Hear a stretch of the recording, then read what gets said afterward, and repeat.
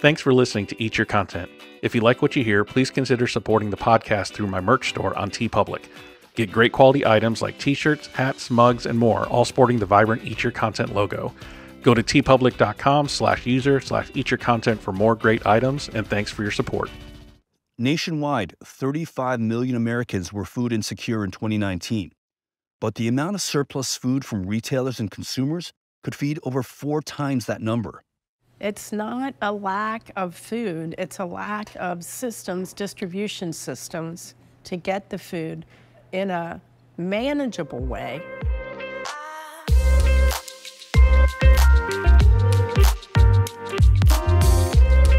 Welcome to the Eat Your Content podcast. I am your host, Rich Herrera, and Eat Your Content is your home for food and pop culture. I just want to welcome you to our podcast, and you have a lot to choose from, but you chose mine, so thank you for tuning in. Just a reminder to follow me on socials at Rich Herrera and at Eat Your Content on Instagram, TikTok, X, also on YouTube. Just started a YouTube channel at Eat Your Content.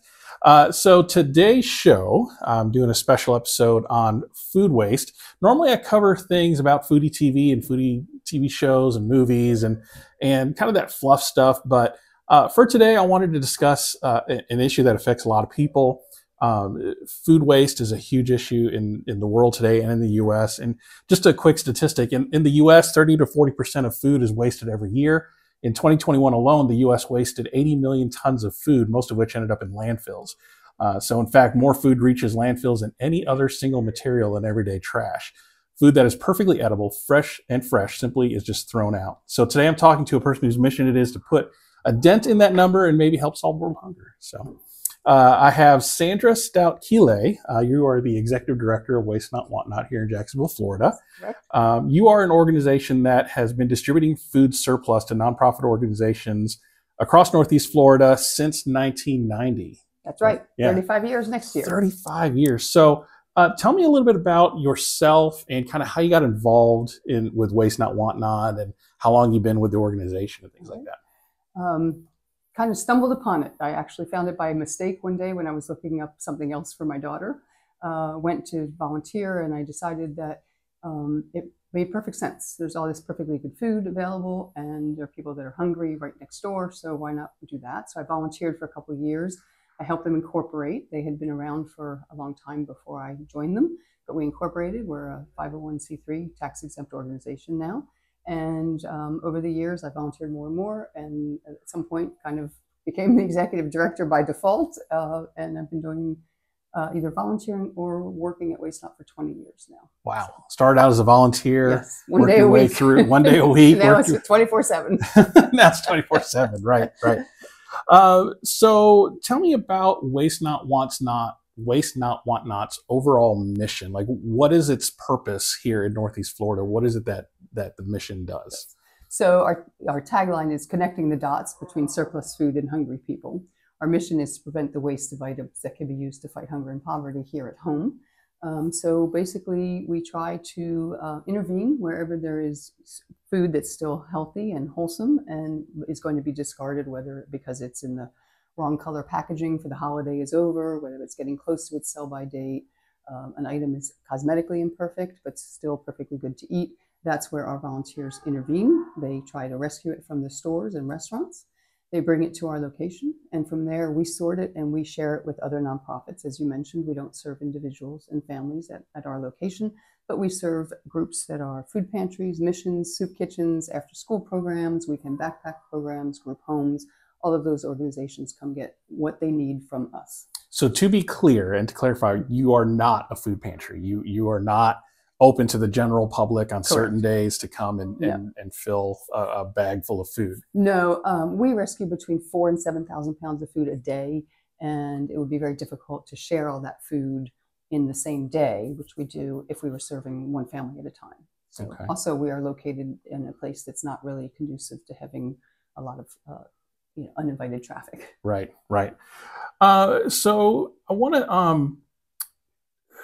run a couple of statistics by you as a nation in food waste and kind of get your thoughts on some of those. So in 2019, nationwide, 35 million Americans were food insecure. But the amount of food surplus from consumers and retailers, restaurants and grocery stores, could feed over 4 times that in amount. So in essence, we're able to tackle the food surplus problem with just the food surplus that we have. Why do we have such a food insecurity problem here in America, reading that statistic? No one should be hungry in this country. We do overproduce. The problem, of course, is linking the food to the people who need it in the appropriate way. And so that becomes a bit of a challenge. But as you said, almost 30% of the food in grocery stores is just thrown away or rescued, perhaps, in when we can. But I think that there are many reasons why the food isn't reaching the consumers. The store may not be in an area that people can access easily. So if you are in what they call a food desert area, there may be no grocery store there. The grocery stores are for-profit businesses, so they're not interested in being in a neighborhood or an area where there's not enough to support them, and not enough people with enough income to support them. So that's one reason that it's hard to get food if you live in a depressed neighborhood, for example. Some of the other reasons is, as a society, as a culture, we've just come to expect our bananas to all look exactly the same with the same curve and not be brown and not be green. They got to be just yellow, which they only are for a minute. We don't like our carrots to be curvy. We don't like our cucumbers to be crooked. So farmers are growing this food. Stores, retailers don't want to buy it. So we need to change the public's perception and the public's attitudes about what food should look like, what food is still good, even if it looks a little different than we're used to. So that's a big problem. We've also become accustomed to always having the shelves full. Right. We saw that during COVID. People really got upset when the shelves weren't full because we're used to having full shelves. Well, if the shelves are full, that means we're constantly moving stuff in and moving stuff out. And if we've put the best buy date on it, then that's kind of an inventory control. We're moving out the stuff that's oldest, but still not old, to put even newer stuff on the shelves. And so it's a continual cycle. Right. So. Speaking of COVID, this wasn't in my notes, but I'm kind of interested that you brought that up. How difficult was it for Waste Not Want Not during the pandemic? You know, that just recently kind of sort of ended. But like the times when everybody was on lockdown, nobody could go anywhere, and a lot of people lost jobs, and there was a lot more food insecurity during that time than even probably today. How much different did Waste Not Want Not have to shift during that time frame? It was a real challenge. We are proud to say we stayed open every day, as we always do. We were open every day of the year, and we were able to do that even in 2020 and 2021.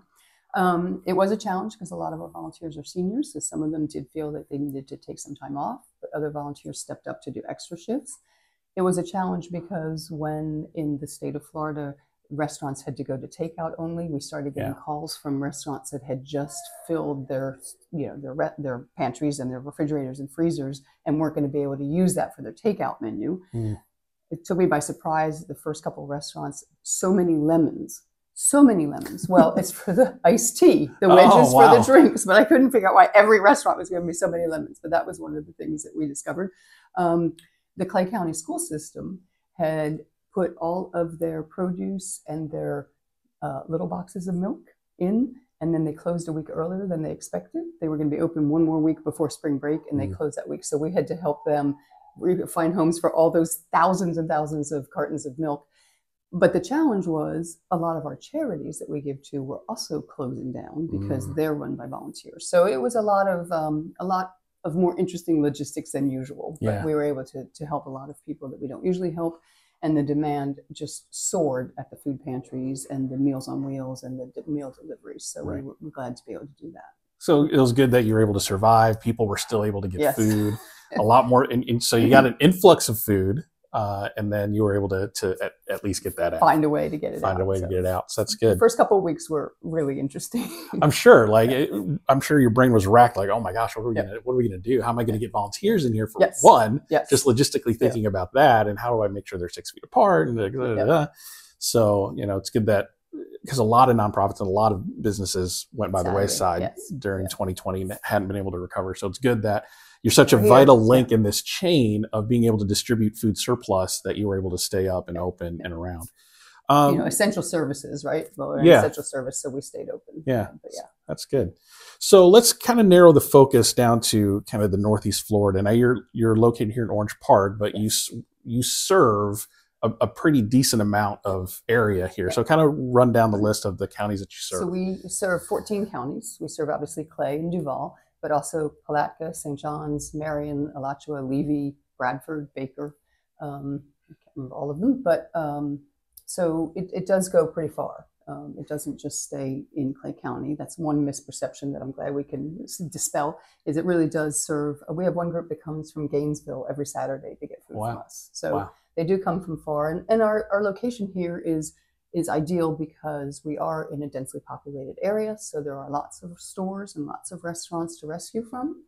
And in addition to that, we are on the crossroads of 95 and I-10. So a lot of the big distributors have their warehouses and their distribution centers here. So we do rescue large quantities of food from some big distributors, Pepperidge Farm and Bimbo, which owns Thomas, Arnold's, Entenmann's, Ballpark, Sara Lee. So we're able to do that. Whereas if we were located, farther south in the county or way up in the north of Duval, it would be more difficult, I think, to actually source as much food as we're able to do. Yeah.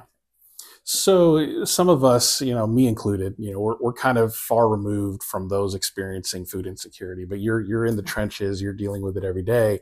What's the food insecurity like in this area of the counties that you serve, Jacksonville and all that? What are you seeing statistics wise? What are you seeing in terms of numbers and people? Like, what's the food insecurity landscape here in this area? The studies on that it's hard for them to keep up, day to day. So the last studies shows that 1 in 6 North Florida residents is food insecure. And of course, food insecurity just means not enough food on a regular basis to lead a healthy life.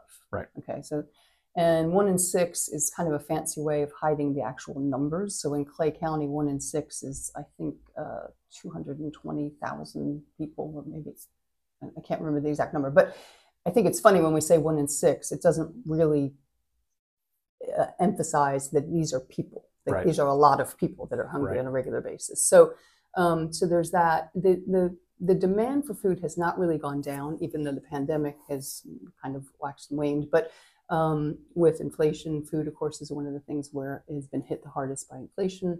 And it seems that the demand continues to go up. The groups that are coming to us are telling us they're seeing more.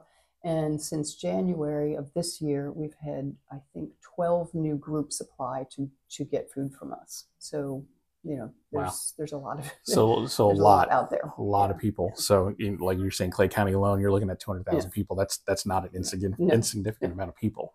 So I can imagine, like, densely populated like Jacksonville has almost 1 million people. It's got to be multiplied, right? So that's a lot of people. So. So you're talking about how much food you rescued. So if you had to ballpark it in the last, like, say in 2023, how many pounds of food? Just under 2 million. Wow. The previous year we did just over 2 million. This year it was just under 2 million. We were getting drinks for a long time, and drinks are very heavy, and that source has dried up, no pun intended. So our numbers are less. But in terms of food alone, if we take the drinks out of that, we rescued 1% more than we did in 2022 in terms of food, excluding drinks. Right. So although the total pounds went down, we're still pretty excited that we provided more food, which is healthier than sodas anyway. Yeah, right. So with your group, you only have, when we talk about nonprofits, a lot of people are kind of skeptical, like, oh, well, how many of them are paid? How much of my dollars goes to paid administrative people? You really only have 2 paid people, yourself and one other person. That's right. And everything else is run by volunteers. That's correct. Right. We have the 2, and we probably will be expanding next year to have maybe 3 or 4 total, because we continue to grow. But we are proud that it's volunteer driven. Yeah, it's mission based and volunteer driven. So that's something that Waste Not always has been, and I hope it always will be, because it is very cost efficient, and people are skeptical. But if I could put in a plug, if we want our nonprofits to be well run, we want people who are qualified, and those people should get paid a reasonable amount of money to run a business, whether it's a for-profit or a not-for-profit. Right, right. I definitely understand that, but there are some that are ridiculous. But there's some that should get paid more. And you hear some, I don't know which ones, but for every dollar, like 80 cents goes to administrative pay. So that's ridiculous. I don't know. I'm just making that up. We're proud that every dollar we spent last year, the cash dollar we spent last year, we were able to provide 15 pounds of food to someone. And we are in the fortunate situation that 98% of every dollar that we spend goes directly towards program. Yeah. So I like our percentages, but I'm not sure that's where we need to focus the most when we're deciding whether an organization is worthy of our support. Sure. But sure. Works for us. Yeah. Right. So walk me through the process from kind of soup to nuts, from where you get the food from to getting it to its end user. What all is involved in that logistical chain? That's the right word for it. It's all logistics. We convince stores or restaurants to donate to us rather than dumping. We convince them because we assure them that they're protected by the Good Samaritan law, which is a federal law, also the state statutes of Florida. They get a tax deduction and they get lower dumping fees. So even if they don't feel like it's the right thing to do, it's certainly the right economic thing to do because it saves them money. So they donate, they agree to donate to us, and we get them on a schedule.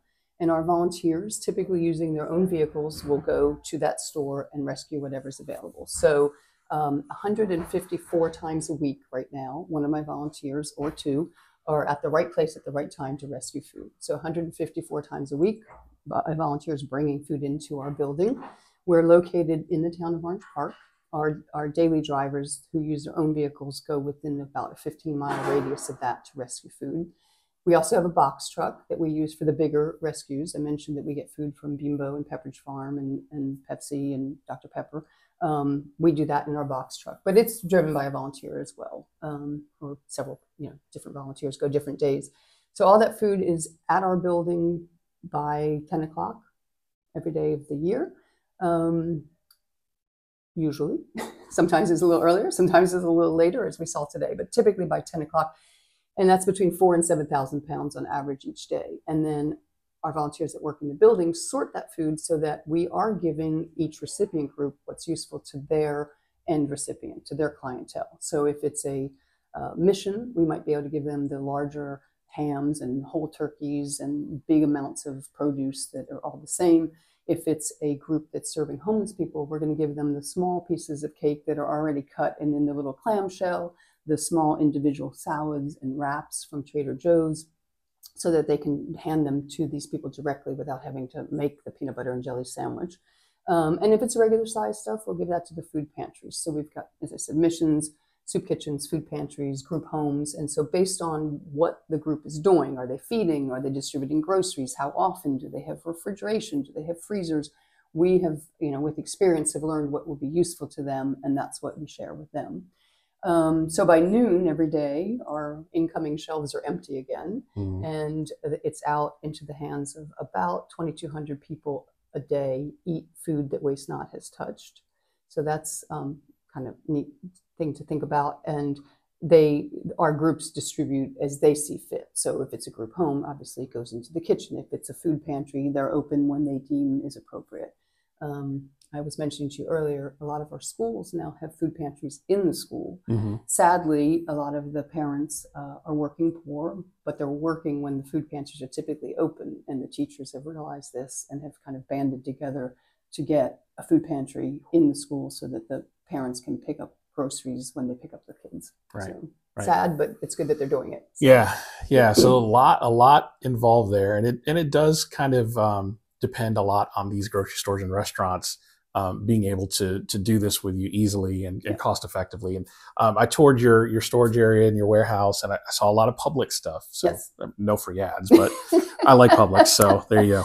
So Publix seems to be one of your bigger and longer partners, I would say. Publix was the first store that back in 1990 was the first store that we approached. Not me, but someone approached on Waste Not's behalf. And so they are, and of course there's lots of Publix stores here. But to be fair, while there are 15 Publix stores that donate to us, Bimbo donates large quantities as well, even though we're only there 3 times a week. And Trader Joe's donates just absolutely wonderful stuff. We're there 7 days a week, and we get produce and meat and cheese and dairy and eggs and just everything that you see in their store, we get donated from there. So But yes, the longest running donor is definitely Publix. Yeah. So.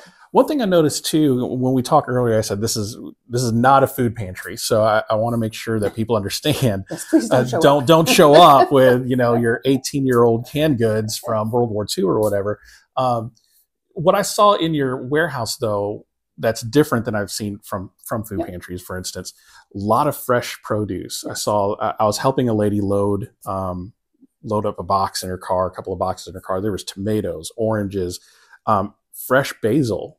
These are things that nutritious foods. We're not talking about you're just giving away boxes of mac and cheese or canned salt, a bunch of sodium filled cans of food.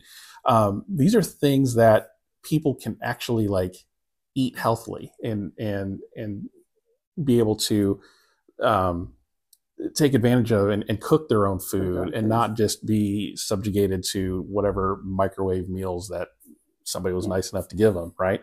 So how important is it that people are able to get access to fresh produce, fresh food, fresh bread even, not just the Pepperidge Farm bread, but actually, baked, that day or the day before bread. How important is that for you as Waste Not to have that available for people? We are so excited when we can find more donors that have the healthier foods. Local Fare, which is a local company that does produce boxes. People can buy a weekly subscription to get fresh produce. And at the end of every week, we get all the produce that's left from them, because you can pick and choose what goes into your box. Mm-hmm. So you may alternate something. And we were very happy to get them as a donor because it's all produce. A couple loaves of artisan bread, but all produce, several hundred pounds a week from them. So that's wonderful. And that's why I also mentioned Trader Joe's, because that's one of our biggest sources of protein, fresh protein, the dairy, the meat, and the fish as well, frozen fish. So those are the healthiest foods, and they're the most expensive foods. Right. So if there's anything we can do to move the needle towards more of that, we always try. And so we have another restaurant that we're hoping to start working with that has between 100 and 150 pounds of chicken every week that they would like to donate. So we're going to try and get them, even though they're a little bit farther away, because it's meat and so valuable to our recipients. We're going to try and work that one out next. So So speaking of which, in terms of, you said you're working with a local restaurant. Maybe there's a restaurant here maybe there's a restaurant that's listening, or another grocery, maybe a smaller grocery chain or something, or somebody else that wants to help and be a donor. Mm-hmm. How would one get in contact with Waste Not, Want Not to possibly become a donor? Okay. So just to be clear, we try to do a 15-mile radius. So if you're, at the far ends of the earth, we're probably not going to be able to help you. Right. We do get calls from Tampa and places like that. And we're like, no, that's a little bit far. We cannot rescue legally anything that has been served. So if it's on a self-serve buffet or it's been on someone's plate, can't do that. Right. And it has to have been prepared by a caterer or other licensed food prep, organization. But anyone wanting to reach us to inquire more, or to let us know what they have, they can go to our website, which is Waste Not Florida, spell out Florida, wastenotflorida.org. And there's a contact us button there, and they can certainly get to us that way. There's also a volunteer button there if anyone's a volunteer. And there's, of course, the great big donate button as well if anyone has cash to spare. So I was going to ask you about that. So if somebody wanted to volunteer, they can go to your website, fill out a form, and you'd be in touch with them. One thing I do want to kind of clear up in terms of donations, like if somebody can't necessarily volunteer time, but they want to volunteer, money or things, probably best to give you cash, right? Give you money versus rolling up in a pickup truck full of their pantry food. There's a couple things there. Yes. Money is more helpful to food rescues and even to food pantries. If, as I said, for every $1 we spent last year, we were able to provide 15 pounds of food. Some of it was lobster tails from Red Lobster. Some of it was prosciutto from Trader Joe's. If you spend $1 and buy a can of soup, we've got one meal for that $1. Whereas if we spend $1, we can stretch it a lot farther through we say magnified by the efforts of our volunteers, it will go a lot farther. Even if you're donating to a food pantry, money is probably more useful because they can buy a case of what they need. If they need peanut butter, they can buy a case of peanut butter. If you're trying to guess what they might need, you may be buying mac and cheese, and they may already have plenty of mac and cheese today. So I think that if you trust a nonprofit, you should trust them with the dollar rather than the can of soup. That's my own personal opinion, but it is more cost efficient to do it that way. The food pantries that have food drives, what they're hoping for is that you will buy new food at the store, or that you will get your BOGO and give them the other half of your BOGO. They're not hoping for you to go into your pantry and find old food. That's very difficult for them because A, again, it may not be what they need today, but B, they have to look at each one of those and try and figure out where the use by, best by, sell by date is on this jar, and then on this jar it's on the bottom, and on that box it's on the top, and on this one you can't read it. And that's just very time consuming and not a very efficient use of their volunteers' time. So I'm not a big fan of food drives in general, as you can tell. It's not cost efficient, it's not time efficient. And now, if you have food, if you've done a food drive with your scout troop, your kids' scout troop, and you don't know where to share it, certainly the food pantries are happy to get it, and we would be delighted to have it and share it. But cleaning out your pantry is not really useful. If you don't want to eat it and you wouldn't serve it to your parents or your children, then we won't share it, and most food pantries won't either. So. Well-intentioned, but probably not the right avenue to go. I was watching a documentary, like after every natural disaster, people have like clothing drives or whatever, and you're donating an old fur coat to somebody that is not going to be able to use it. Tropical temperatures. Yeah, tropical temperatures. Like you have a hurricane down here in Florida and somebody from Michigan's donating their fur coat. I'm not going to be able to use that. So donating time and money is really the two best things a person can do. But we were talking for waste not, there's one other thing. Yeah, we were talking earlier, and you're like brown paper sacks. We need brown paper sacks to be able to fill and give to these folks. And I thought, what an odd thing to think about that I didn't. That wouldn't cross my mind. Time and treasure, sure. Brown paper bags, not so much. Are there any kind of other things that Waste Not, Want Not can use that people might not think about, but you have to think about like every day? So the brown paper bags is really, really important to us. We do package it, all the food that we get, in these bags, and we give it to the charities. And we don't usually get the bags back because I guess they use them to give to their end recipients. We use over 500 paper bags a day. And if we don't get enough donated, we have to buy them. So I'm buying over about 2,000 bags a month. Wow. And each 500 bags is $98. So, that adds up. That's one of the things that we do have to spend money on. But so brown paper bags, and that's something that's easy, and kids can get involved. They can have, at schools, they can do paper bag drives, and the classrooms can compete against each other, see who brings in the most bags. So that one's real helpful. The other thing that we do purchase, we do package some of our breads. The breads that are in the perforated packaging go stale faster. So we put those in large black bags, plastic bags, but they have to be unscented. And that's actually hard to find right now. Yeah. All the garbage, you call them garbage bags, if you will, but we call them black bags because it's not garbage that's in them. But most of them are scented. The scents, of course, are chemicals, and the perforated bags are perforated. So the chemicals and the taste and the smell get on the bread. So we can't use those. So we do have an Amazon wish list, and on there are our unscented black, the right size garbage bags that we need to package our long sticks of French bread. So just search for Waste Not, Want Not in Amazon, and it'll come up that way? I have to figure that out. But I did put up a wish list recently, and somebody did find it and sent us some of the black bags. So yes, if you look for Waste Not, you should be able to find our wish list there. There's brown paper bags, there's the black plastic bags, and a few other odds and ends that we do use. But the paper bags, you can ask for paper when you shop if you're not using reusable, and we're there from 9 to noon for sure. Every Monday through Saturday, you can drop them off, and you'll see the happy dance when you do. So interesting. Paper bags, I never would have thought. Makes us so happy. I know. It's so funny.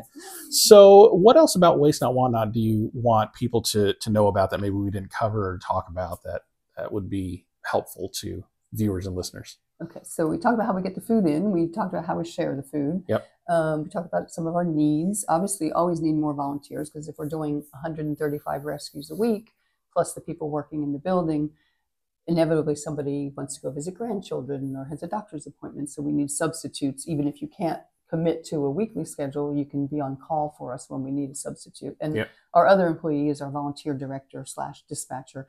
And her job is an amazingly difficult job, and she does an absolutely amazing job on it. She keeps everything running, which is the cat herder of the cat group, herder. right?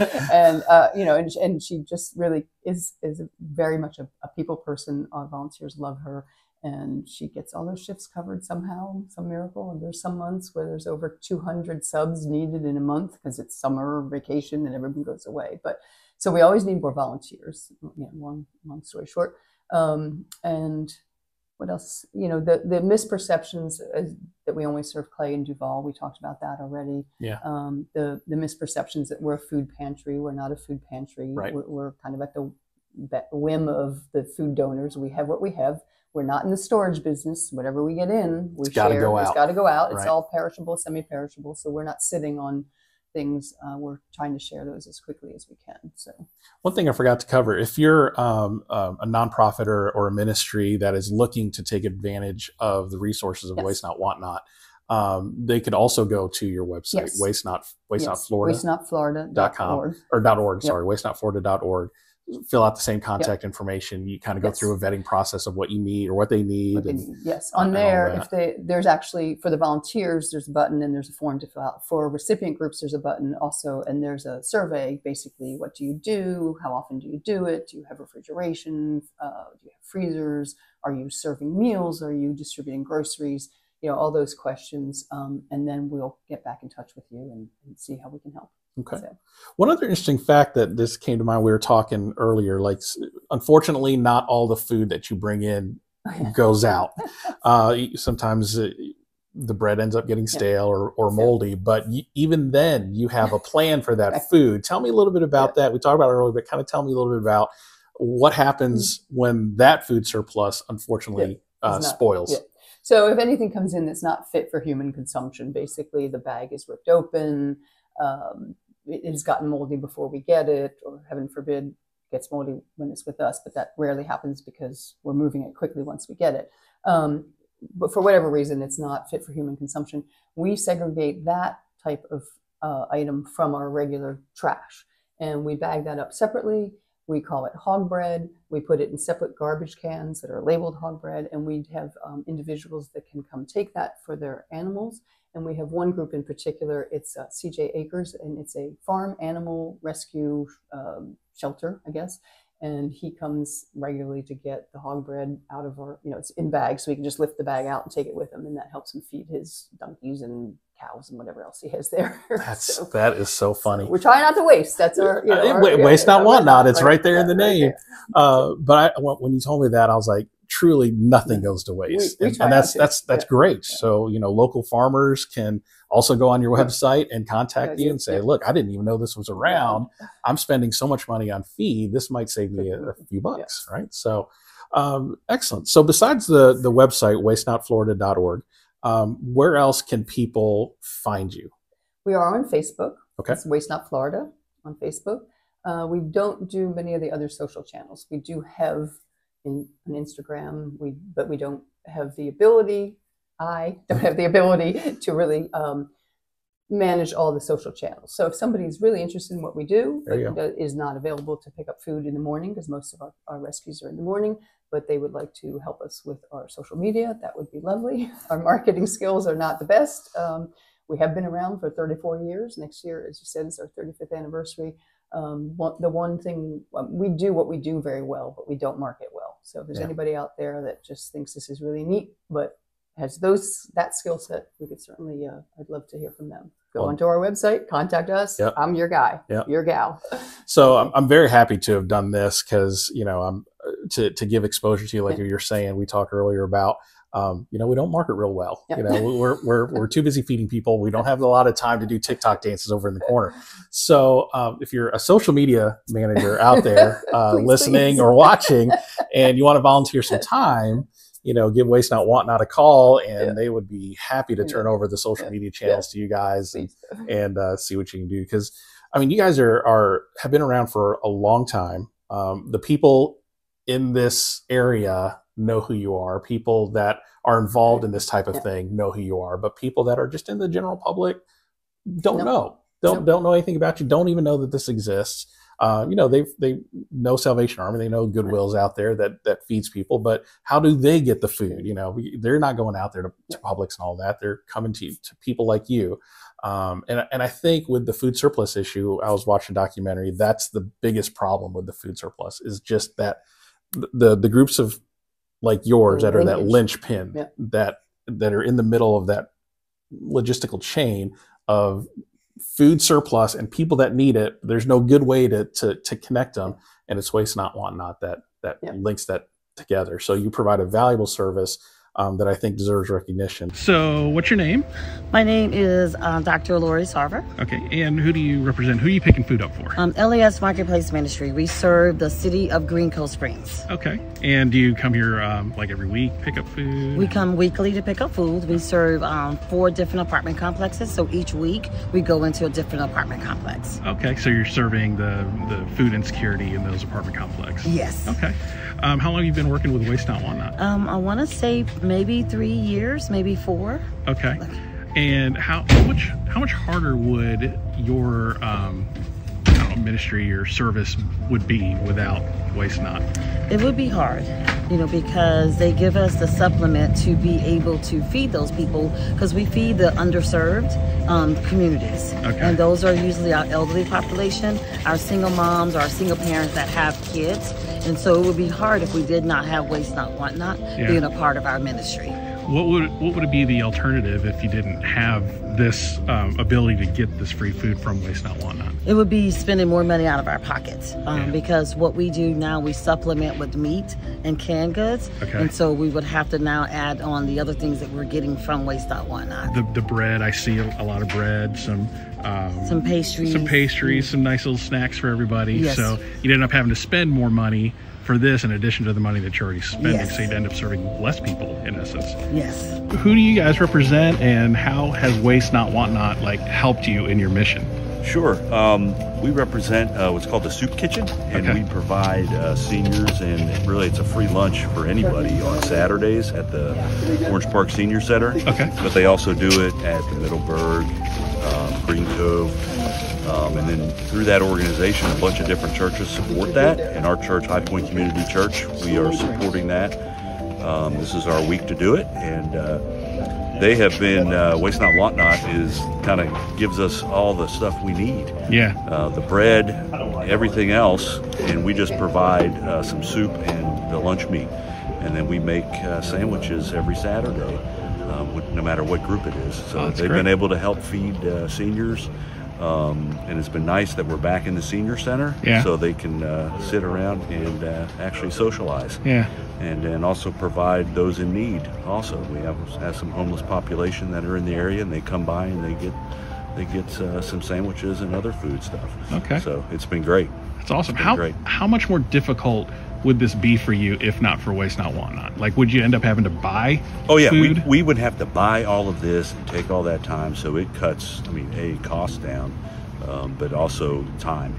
Okay. So the service they provide is invaluable, really. And how long have you been working with Waste Not, Want Not? I've been involved with this just about 6 years, a little over 6 years, 6.5 years. Wow. So, I appreciate your time. Thank you so much for showing me around. I spent a lot longer than I had anticipated, but I had a lot of fun learning about the place. I helped some people load some trucks. I thought, well, I might as well make myself useful while I'm here. You don't get to stand around. You're moving. You got time to lean, you got time to clean, as they say. So I put the camera down and I helped load some trucks and got to talk to some people that you're helping. Yeah. And all of them had kind of the same refrain: is if Waste Not, Want Not wasn't here to help us, I would not be able to help as many people, because now I would be spending money that we don't have as a nonprofit on food, and I would help the same people less, not even helping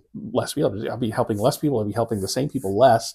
And if it weren't for Waste Not, it wouldn't happen. I saw a person driving off in a van full of food, like, the big 15-passenger van. And I asked him, I said, that was a pretty big load. He goes, this is a small load. He said, normally I bring a truck. Yep. But somebody had the truck today, so I had the van. It's normally filled from floor to ceiling. And so, well, how much harder would it be? It's like, it'd be impossible for us to do what we do without Waste Not, Want Not. So just know that you are filling a very necessary void, or a very big void in this area. So Sandra, thank you so much for your time. I appreciate it. It was fun. It's always fun to show off what we do. And, you know, our volunteers do every day. So, and it'd be great if more people learned about us, because as the middleman, nobody really knows where that food came from. The people at that charity that are getting the food for that charity have no idea that we are in the background there. So. Right. So follow Waste Not, Want Not on their one Facebook page. But hopefully, again, any social media managers out there, we can change that. One woman stopped by today, and she had food that had been delivered by Walmart that was not intended for her, and she didn't know what to do with it. So she Googled us and found us and was able to bring that food to us, so that food was put to good use today as well. There you go. So Waste Not, Want Not Florida Waste Not Florida. Oh, sorry, wastenotflorida.org. And you can Google Waste Not, Want Not Florida, and it'll pop right up too. So make sure you check them out on Facebook, and also don't forget to follow me on Facebook, Instagram, and TikTok at Rich Herrera at Eat Your Content, and make sure to follow the podcast player of your choice to make sure you're notified of when things drop. So again, thank you for your time, and Sandra, thank you. Thank you. Thank you so much. All right. Appreciate it. Thanks, Rich.